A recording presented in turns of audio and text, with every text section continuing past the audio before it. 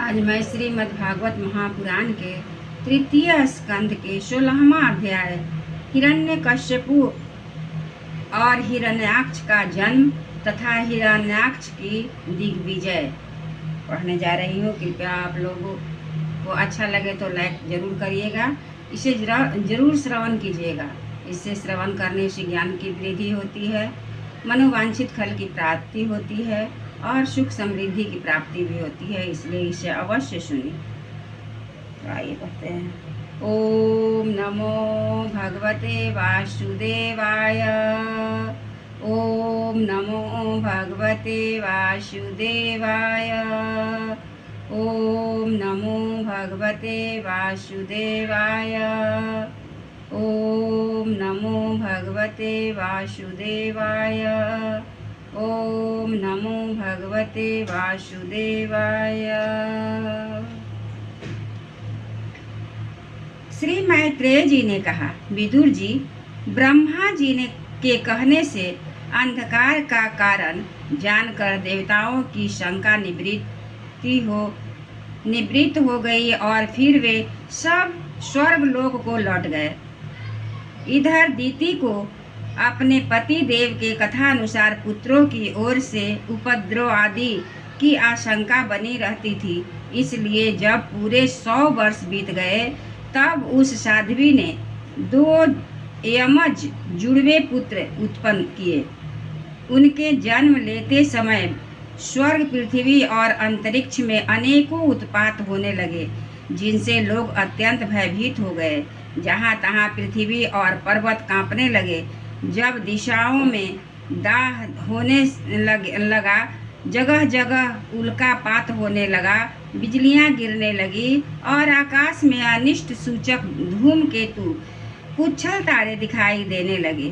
बार बार साए साए करती और बड़े बड़े वृक्षों को उखाड़ती हुई बड़ी विकट और अशह वायु चलने लगी। उस समय आंधी, उसकी सेना और उड़ती हुई धूल ध्वजा के समान जान पड़ती थी। बिजली जोर जोर से चमक कर मानो खिलखिला रही थी। घटाओं ने ऐसा सघन रूप धारण किया कि सूर्य, चंद्र आदि ग्रहों के लुप्त हो जाने से आकाश में गहरा अंधेरा छा गया।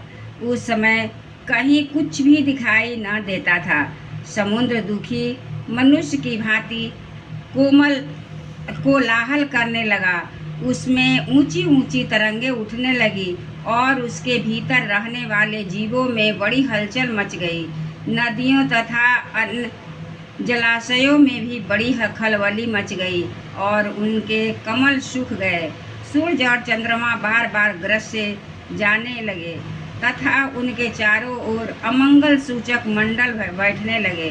बिना बादलों की गर्जने का शब्द होने लगा और गुफाओं में से रथ की घरघराहट का सा शब्द निकलने लगा। गांवों में गीदड़ और उल्लुओं के भयानक शब्द के साथ ही सियारियां मुख से दहकती हुई आग उगलकर बड़ा अमंगल शब्द करने लगी। जहाँ तहाँ कुत्ते अपनी गर्दन ऊपर उठाकर कभी गाने और कभी रोने के समान भांति भांति के शब्द करने लगे। विदुर जी, झुंड के झुंड गधे अपने कठोर खूरों से पृथ्वी खोदते और रेंगने का शब्द करते मतवाले होकर इधर उधर दौड़ने लगे। पक्षी गधों के शब्द से डर कर रोते चिल्लाते अपने घोंसलों में उड़ने लगे। अपनी खीरकों में बंधे हुए और अपने वन में चढ़ते हुए गाय बैल आदि पशु डर के मारे मल मूत्र त्यागने लगे। गौएं ऐसी डर गई कि दूहने पर उनके थानों से खून निकलने लगा। बादल पीर की वर्षा करने लगे। देवमूर्ति की आंखों से आंसू बहने लगे और आंधी के बिना ही वृक्ष उखड़ उखड़ कर गिरने लगे। शनि, राहु आदि क्रूर ग्रह प्रबल होकर चंद्र, बृहस्पति आदि सौम्य ग्रहों और बहुत से नक्षत्रों को लांघकर वक्र गति से चलने लगे और आपस में युद्ध करने लगे। ऐसे ही और भी अनेकों भयंकर उत्पात देखकर सनकादिक ने के सिवा और सब जीव भयभीत हो गए तथा उन उत्पातों का मर्म न जानने के कारण उन्होंने यही समझा कि अब संसार का प्रलय होने वाला है। वे दोनों आदि दैत्य जन्म के अनंतर शीघ्र ही अपने फौलाद के समान कठोर शरीर से बढ़कर महान पर्वतों के सदृश हो गए तथा उनका पूर्व पराक्रम भी प्रकट हो गया। वे इतने ऊंचे थे कि उनके स्वर्णमय मुकुटों का अग्रभाग स्वर्ग को स्पर्श करता था और उनके विशाल शरीर से सारी दिशाएं आच्छादित हो जाती थी। उनकी भुजाओं में सोने के बाजूबंद चमचमा रहे थे। पृथ्वी जो वे एक एक कदम रखते उससे भूकंप होने लगता था और जब वे खड़े होते थे तब उनकी जगमगाती हुई चमकीली करधनी से सुशोभित कमर अपने प्रकाश से सूर्य को भी मात करती थी। दोनों यमज थे। प्रजापति कश्यप ने उनका नामकरण किया। उनमें से जो उनके बीज से दीति के गर्भ में पहले स्थापित हुआ था उसका नाम हिरण्यकश्यपु रखा गया और जो दीति के उदर से पहले निकला वह हिरण्याक्ष के नाम से विख्यात हुआ। हिरण्यकश्यपु ब्रह्मा जी के वर से मृत्यु भय से मुक्त हो जाने के कारण बड़ा उद्धत हो गया था। उसने अपनी भुजाओं के बल से लोकपालों के सहित तीनों लोकों को अपने बस में कर लिया।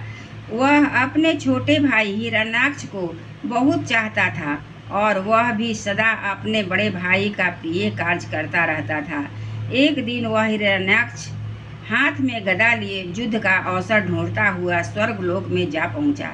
उसका वेग बड़ा अश्ह था। उसके पैरों में सोने के नुपुरों की झनकार हो रही थी। गले में विजय सूचक माला धारण की हुई थी और कंधे पर विशाल गदा रखी हुई थी।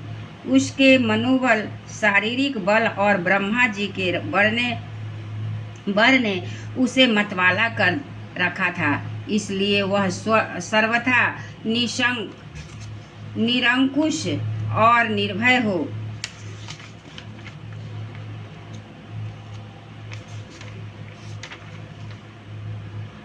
रहा था। उसे देखकर देवता लोग डर के मारे वैसे ही जहाँ तहाँ छिप गए जैसे गरुड़ के डर से सांप छिप जाते हैं। जब